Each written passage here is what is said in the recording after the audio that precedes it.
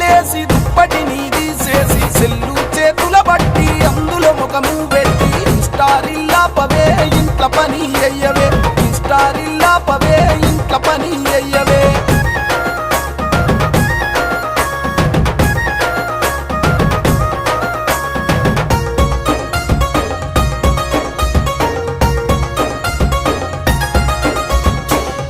మసకన లేచి యాపా పుల్లను ఏసి పల్లా దొడ్లకు పోయి చేతుల పెండను బట్టి ఇన్స్టారిల్ చెయ్యయో ఇక గమ్మతి చూడయో ఇన్స్టారిల్ చెయ్యయో ఇక గమ్మతి చూడయో